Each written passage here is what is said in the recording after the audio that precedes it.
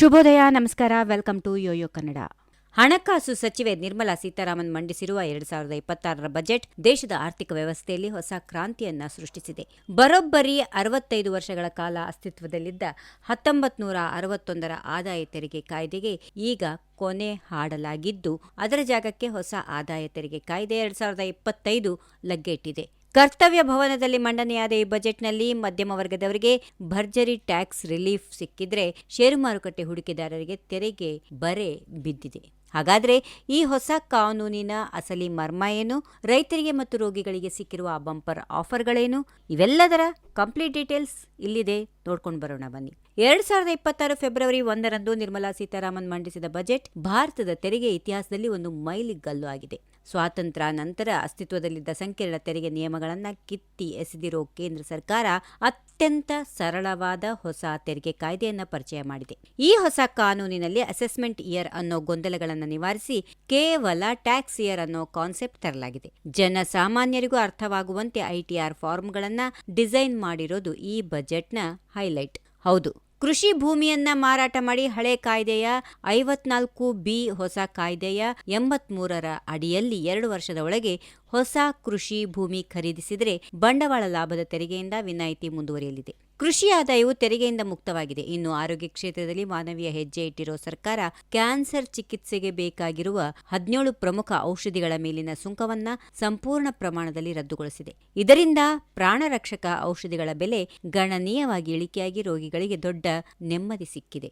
ಅನ್ನದಾತ ರೈತರಿಗೂ ಈ ಬಜೆಟ್ನಲ್ಲಿ ಆದ್ಯತೆ ನೀಡಲಾಗಿದೆ. ಕೃಷಿ ವಲಯಕ್ಕೆ 1.63 ಲಕ್ಷ ಕೋಟಿ ರೂಪಾಯಿ ಅನುದಾನ ನೀಡಿದ್ದು, ತಂತ್ರಜ್ಞಾನ ಆಧಾರಿತ ಕೃಷಿಗೆ ಒತ್ತು ನೀಡಲಾಗಿದೆ. ಇದಕ್ಕಾಗಿ ಭಾರತ್ ವಿಸ್ತಾರ್ ಅನ್ನೋ ಎಐ ಪ್ಲಾಟ್ಫಾರ್ಮ್ ಸಿದ್ಧಪಡಿಸಲಾಗಿದ್ದು, ರೈತರಿಗೆ ಹವಾಮಾನ ಮತ್ತು ಮಾರುಕಟ್ಟೆ ದರದ ಮಾಹಿತಿಯನ್ನ ಅವರದೇ ಭಾಷೆಯಲ್ಲಿ ನೀಡಲಾಗುತ್ತೆ. ಜೊತೆಗೆ 6 ಕೋಟಿ ರೈತರ ಜಮೀನಿನ ವಿವರಗಳನ್ನು ಡಿಜಿಟಲ್ ಪೋರ್ಟಲ್ಗೆ ಜೋಡಿಸಿ ಸಾಲ ಪಡೆಯುವ ಪ್ರಕ್ರಿಯೆಯನ್ನ ಸುಲಭಗೊಳಿಸಲಾಗುತ್ತಿದೆ. ಕರ್ನಾಟಕದ ರೈತರಿಗೆ ಪೂರಕವಾಗಿ ತೋಟಗಾರಿಕೆ ಪ್ಯಾಕೇಜ್ ಘೋಷಣೆಯಾಗಿದೆ. ತೆಂಗು, ಶ್ರೀಗಂಧ, ಗೋಡಂಬಿ ಮತ್ತು ಕೋಕೋ ಬೆಳೆಗಳ ಅಭಿವೃದ್ಧಿಗೆ ವಿಶೇಷ ನೆರವು ಸಿಕ್ಕಿದೆ. ಅದರಲ್ಲೂ ಹಳೆಯ ತೆಂಗಿನ ಮರಗಳನ್ನು ತೆಗೆದು ಹೊಸ ತಳಿಗಳನ್ನು ನೆಡಲು ಸರ್ಕಾರ ಸಬ್ಸಿಡಿ ನೀಡಲಿದೆ. ಪಶು ಸಂಗೋಪನೆ ಮಾಡುವವರಿಗೆ ರಿಯಾಯಿತಿ ದರದ ಸಾಲ ಮತ್ತು ಹೊಸ ಜಲಾಶಯಗಳ ಅಭಿವೃದ್ಧಿಗೂ ಹಣ ಮೀಸಲಿಡಲಾಗಿದೆ. ಇದರಿಂದ ಗ್ರಾಮೀಣ ಭಾಗದ ಆರ್ಥಿಕತೆಗೆ ದೊಡ್ಡ ಬಲ ಸಿಗಲಿದೆ. ಇನ್ನು ಒಂದು ಕಡೆ ಸಮಾಧಾನ ಸಿಕ್ಕಿದ್ರೆ, ಮತ್ತೊಂದು ಕಡೆ ಷೇರು ಮಾರುಕಟ್ಟೆ ಹೂಡಿಕೆದಾರರಿಗೆ ತೆರಿಗೆಯ ಬರೆ ಬಿದ್ದಿದೆ. ಹಳೆಯ ಪದ್ಧತಿಯಲ್ಲಿ ಹೆಚ್ಚಿನ ಹೂಡಿಕೆಗಳ ಮೇಲೆ 80C 80D ಮೊದಲಾದ ತೆರಿಗೆ ವಿನಾಯಿತಿ ಪಡೆಯುತ್ತಾ ಇದ್ದವರು ಹೊಸ ಪದ್ಧತಿಗೆ ಬದಲಾಗದಾಗ ಯಾವುದೇ ಹೂಡಿಕೆ ಲಾಭ ಪಡೆಯಲು ಸಾಧ್ಯವಾಗದೇ ಇರಬಹುದು. ಇದರಿಂದ ಹೂಡಿಕೆದಾರರಿಗೆ ಹೆಚ್ಚಿನ ಹೊರೆ ಬೀಳುವ ಸಾಧ್ಯತೆಗಳು ಇವೆ. ಇನ್ನು ತೆರಿಗೆ ಸ್ಲ್ಯಾಬ್ಗಳಲ್ಲಿ ದೊಡ್ಡ ಬದಲಾವಣೆಗಳು ಅಥವಾ ಹೂಡಿಕೆ ಮಿತಿಯನ್ನು ಹೆಚ್ಚಿಸದಿದ್ದಕ್ಕಾಗಿ ಕೆಲವರು ನಿರಾಸೆ ವ್ಯಕ್ತಪಡಿಸಿದ್ದಾರೆ. ಫ್ಯೂಚರ್ಸ್ ಮತ್ತು ಆಪ್ಷನ್ಸ್ ಟ್ರೇಡಿಂಗ್ ಮೇಲಿನ ಎಸ್ಟಿಟಿ ತೆರಿಗೆಯನ್ನು ಗಣನೀಯವಾಗಿ ಏರಿಕೆ ಮಾಡಲಾಗಿದೆ.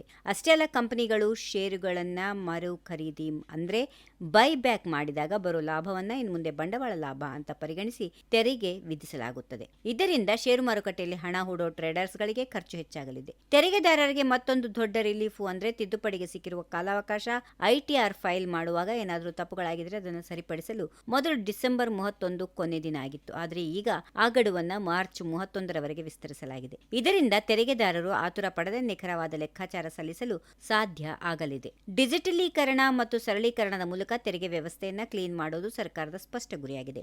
ಒಟ್ಟಾರೆಯಾಗಿ ಹೇಳಬೇಕು ಅಂದ್ರೆ, ಈ ಬಾರಿಯ ಬಜೆಟ್ ಕೇವಲ ಅಂಕಿಅಂಶಗಳನ್ನು ತೋರಿಸದೆ 65 ವರ್ಷಗಳ ಹಳೆಯ ಜಟಿಲ ವ್ಯವಸ್ಥೆಯನ್ನ ಬದಲಿಸಿದೆ. ಜೊತೆಗೆ ನವ ಭಾರತಕ್ಕೆ ಬೇಕಾದ ಆಧುನಿಕ ತೆರಿಗೆ ಪದ್ಧತಿಯನ್ನ ತಂದಿರುವ ಬಜೆಟ್. ಸಾಮಾನ್ಯ ಜನರ ಆಕಾಂಕ್ಷೆಗಳಿಗೆ ತಕ್ಕಂತೆ ಟ್ಯಾಕ್ಸ್ ಇಳಿಕೆ ಮತ್ತು ಕೃಷಿ ಆಧುನೀಕರಣಕ್ಕೆ ಒತ್ತು ನೀಡಿರೋದು 2047ರ ವಿಕಸಿತ ಭಾರತದ ಕನಸಿಗೆ ಮೆಟ್ಟಿಲು ಆಗಲಿದೆ. ತೆರಿಗೆ ಪಾವತಿದಾರರಿಂದ ಹಿಡಿದು ಹೊಲದಲ್ಲಿ ಕೆಲಸ ಮಾಡೋ ರೈತರವರೆಗೆ ಬಜೆಟ್ ಈ ಎಲ್ಲರ ಬದುಕಿನ ಮೇಲೆ ಪಾಸಿಟಿವ್ ಇಂಪ್ಯಾಕ್ಟ್ ಬೀರಲಿದೆ.